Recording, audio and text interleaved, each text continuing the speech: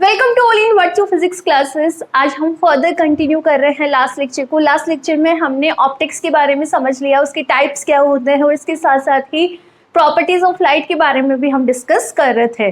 Okay, तो वहाँ पे देखो प्रॉपर्टीज की बात करें तो 10 प्रॉपर्टीज थी। लाइट टू स्ट्रेट लाइन के अंदर ट्रैवल करती है, बहुत फास्ट ट्रैवल करती है और ड्यूल नेचर होता है, reflection, diffraction, interference, polarisation and dispersion. ये जितने भी फिनोमेना है उनको शो करता है। They all are the properties of light. Okay, तो बेटा इनमें से मैं कुछ आपको पॉइंट्स यहाँ पर एक्सप्लेन करूंगी जिन्हें हम आगे फर्दर डायरेक्ट यूज में लेंगे।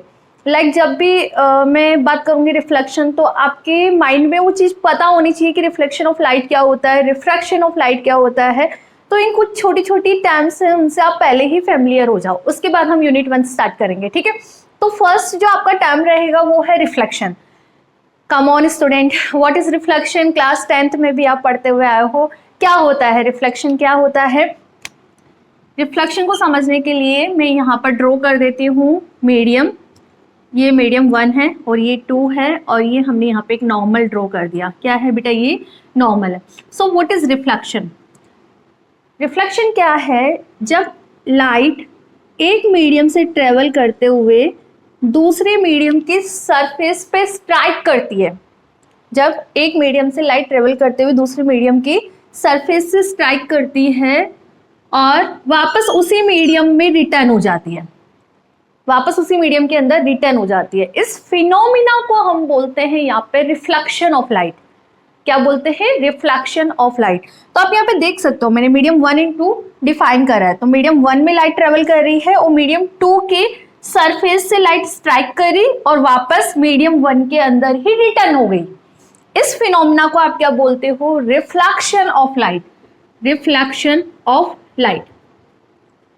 तो जब भी हम बात करेंगे रिफ्लेक्शन ऑफ लाइट, ध्यान रखना यहाँ पे light in the form of rays, light rays की बात करोगे यहाँ पे। ठीक है, light in the form of rays. तो आप सबसे पहले रिफ्लेक्शन हेडिंग डालो और लिखो when light traveling through one medium strike the surface of another medium and light turning back in the first medium in a particular direction, this is known as reflection of light. And this surface which causes reflection, जिस surface पे reflection show हो रहा है उसे आप बोलते हो reflector. क्या बोलते हो बेटा? इसको रिफ्लेक्टर बोलते हो या फिर हम बोलते हैं इसको मिरर। ठीक है, दैट इज क्लियर। इसके कुछ लॉज है वो देखो आप। If we define incident angle, normal से जहां इंसिडेंट हो रही है रेज, उस एंगल को हम बोलते हैं इंसिडेंट एंगल। ओके, नॉर्मल से रेज रिफ्लेक्ट हो रही है तो इन दोनों के बीच का जो एंगल है उसे हम बोलते हैं रिफ्लेक्शन एंगल। ठीक है, तो फर्स्ट लॉ क्या बोलता है कि इंसिडेंट एंगल किसके बराबर होगा? रिफ्लेक्शन एंगल के बराबर होगा।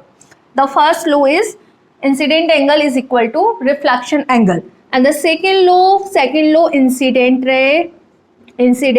ray, normal and reflected ray all lies in a same plane। और आप डायग्राम में देख सकते हो इंसिडेंट रे ये वाली है ना आपकी, नॉर्मल ये हमने रिप्रेजेंट किया है एंड रिफ्लेक्टेड ऑफ लाइट ये रिप्रेजेंट करा है। तीनों सेम प्लेन में है, सेम मीडियम 1 के अंदर है। ठीक है, तो both are laws of reflection. तो आप इसको लिख लो और हेडिंग डाल लो। तो हेडिंग डालो, नेक्स्ट इज रिफ्रैक्शन। कर दूं मैं इसको इरेज।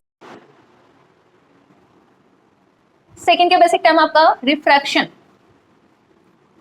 देखो अब रिफ्रैक्शन क्या है?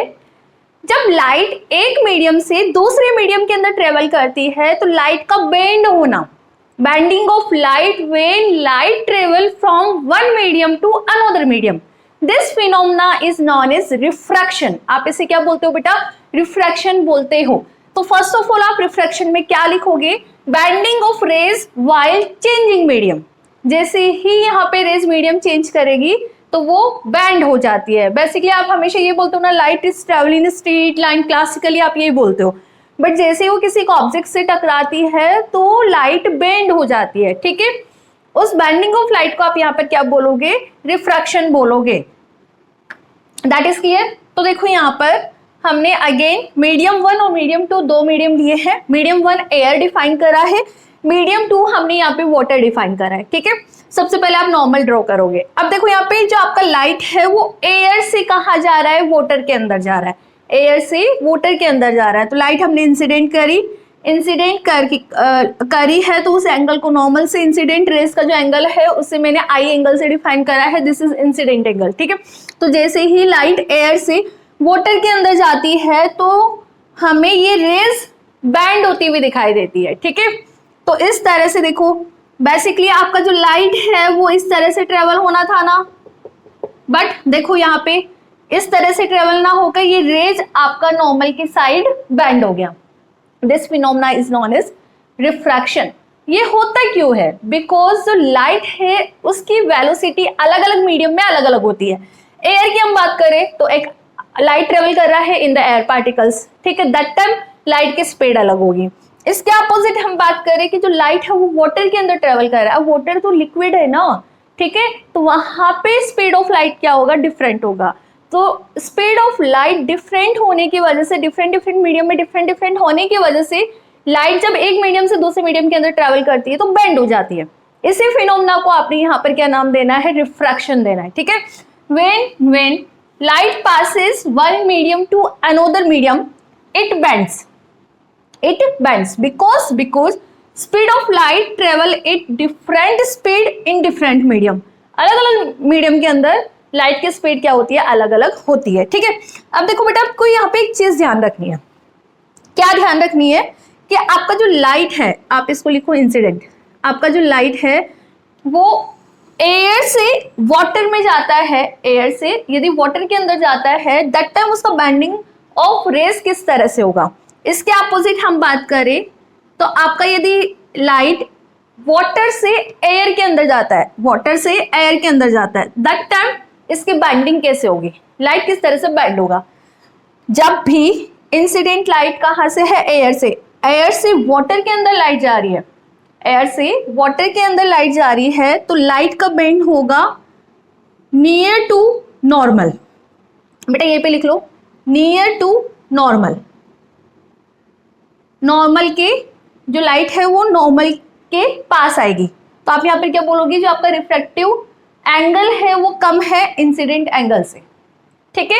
इसके अपोजिट हम बात करें कि लाइट हम इंसिडेंट कर रहे हैं कहाँ से, वाटर से, वाटर से हम लाइट इंसिडेंट कर रहे हैं तो फर्स्ट मीडियम आपका वाटर है और रिफ्लेक्ट हो रही है किसमें, एयर के अंदर। तो वाटर क्या आपका डेंस मीडियम है, ठीक है। जैसे हमने लाइट इंसिडेंट करी है वाटर से एयर में, ठीक है, तो एयर में पार्टिकल डेंस है या वाटर के डेंस है, वाटर के डेंस है ना, वाटर लिक्विड है, ठीक है, एयर में तो पार्टिकल दूर दूर रहते हैं। तो आपका जो लाइट बेंड होगा वो होगा अवे फ्रॉम नॉर्मल, यहाँ पर अवे फ्रॉम नॉर्मल। तो इट्स अंडरस्टूड ना कि जो आपका रिफ्रैक्टिव एंगल है वो ज्यादा होगा कंपेयर टू इंसिडेंट एंगल के। ये क्यों हो रहा है, ये दोनों में डिफरेंस क्यों आया है, because due to refractive index. इसका जो बैंड होना है वो डिसाइड करता है रिफ्रैक्टिव इंडेक्स। तो इस टॉपिक के बाद हम रिफ्रैक्टिव इंडेक्स भी समझ लेते हैं कि रिफ्रैक्टिव इंडेक्स क्या है। तो रिफ्रैक्शन क्या है, रिपीट कर देती हूँ फटाफट से, bending of light when it's travel from one medium to another medium. क्यों होता है, बिकॉज लाइट की स्पीड अलग अलग मीडियम में अलग अलग होती है, ठीक है।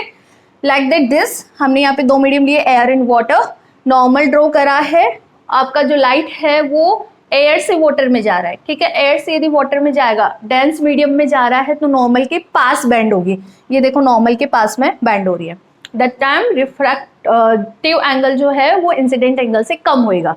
इसके अपोजिट हम बात करें कि वाटर से एयर के अंदर जा रही है, दैट टाइम रिफ्रैक्टिव एंगल ज्यादा होगा, बिकॉज जो बैंड है वो नॉर्मल से दूर होगा, लाइट का जो बैंड है वो नॉर्मल से दूर होगा। एंड ये जो ओवरऑल फिनोमेना है वो क्यों हो रहा है, ड्यू टू रिफ्रैक्टिव इंडेक्स। तो आप नेक्स्ट हेडिंग डालो इसमें, रिफ्रैक्टिव इंडेक्स कर दे स्क्वेरेज, इसे में डाल लो आप रिफ्रैक्टिव इंडेक्स।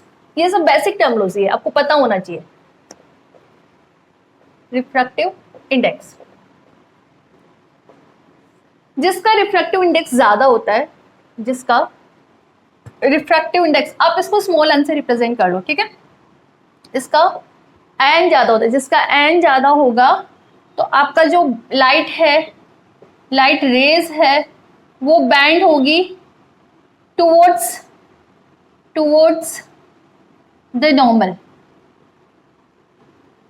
क्लियर है? देखो अब रिफ्रैक्टिव इंडेक्स होता क्या है? Speed of light in vacuum, speed of light, the ratio of speed of light in vacuum and speed of light in medium, ठीक है? This is the ratio of speed of light in vacuum and speed of light in medium. इसे आप इस तरह से लिख सकते हो, C is divide by V, ठीक है? सो नाउ हम वैक्यूम की बात करें तो वैक्यूम के लिए आपका रिफ्रैक्टिव इंडेक्स कितना होता है बताओ? 1। एयर के लिए कितना होता है? 1। और वाटर के लिए कितना होता है? 1.5। और ग्लास का कितना होता है? 1.33, ठीक है? तो ये स्टैंडर्ड वैल्यूज आपको याद रहनी चाहिए। अपन ने क्या लिखा है? वाटर का होता है 1.33 और ग्लास का होता है 1.5। तो अब अंडरस्टूड है, एयर से यदि ग्लास में लाइट ट्रेवल कर रही है तो नॉर्मल की साइड बैंड होगी क्योंकि रिफ्रैक्टिव इंडेक्स ग्लास का ज्यादा है।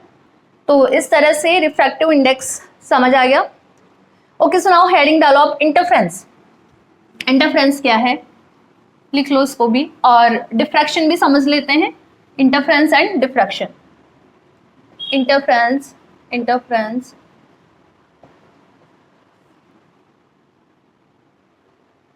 when two and more waves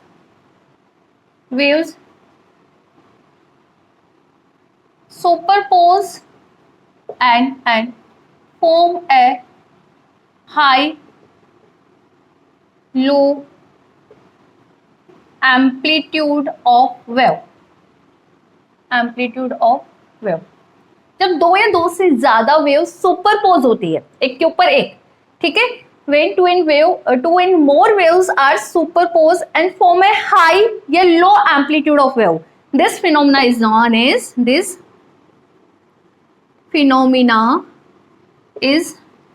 as interference.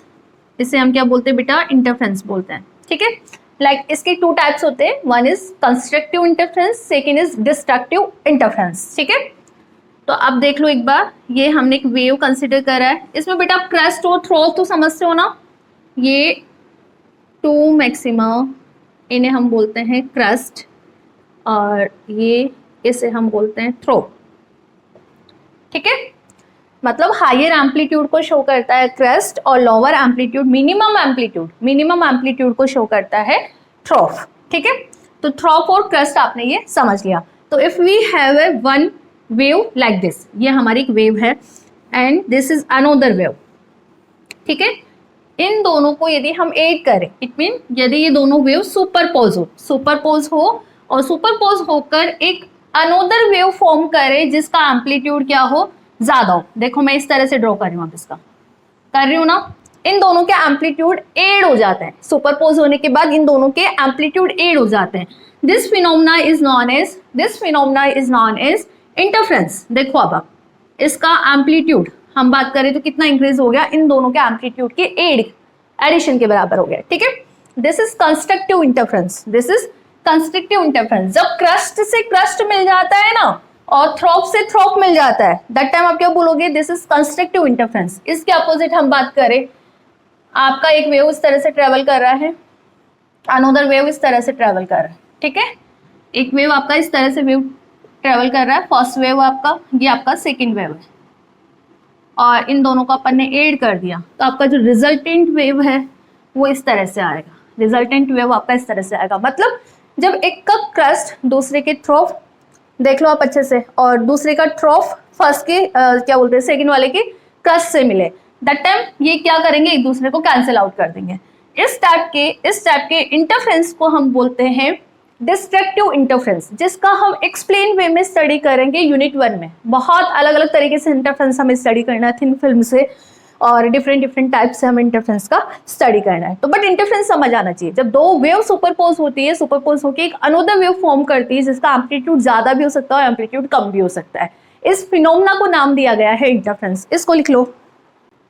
Now अब हम डिफ्रैक्शन की बात कर लेते हैं। लाइट की हम बात करें तो क्लासिकली वो स्ट्रेट लाइन के अंदर मूव करती है, इतना अभी तक हमें समझ आया, ठीक है। बट जब वो किसी एक बैरियर के पास से निकलती है तो वो लाइट स्प्रेड हो जाती है, फैल जाती है। तो spreading of light, spreading of wave as they pass through और अराउंड एन ऑब्स्टिकल। किसी बैरियर से जब लाइट पास होती है तो वो स्प्रेड हो जाती है, उसे ही हम यहाँ पर डिफ्रैक्शन बोलते हैं। तो diffraction classically we think of light is always travel in a straight line, but when light wave pass near a barrier they tends to bend around the barrier। देखो इस तरह से हमने एक बैरियर लिया, एक स्लिट ली है, जैसे ही लाइट इससे पास होता है तो आप यहाँ पे देख सकते हो लाइट किस तरह से स्प्रेड हो गया, फैल गया है, ठीक है। This phenomena is known as diffraction of light. इसे हम क्या बोलते हैं? Diffraction of light, spreading of wave as they pass through and around an obstacle. यहाँ पर हमें टू टाइप से डिफ्रैक्शन का स्टडी करना है। वन इज फ्रेजनल, कि फ्रेजनल डिफ्रैक्शन क्या है। Second is Fraunhofer which is the most important. दोनों ही यहाँ पर अपने इंपोर्टेंट टॉपिक रहते हैं फॉर योर एग्जाम पर्पस।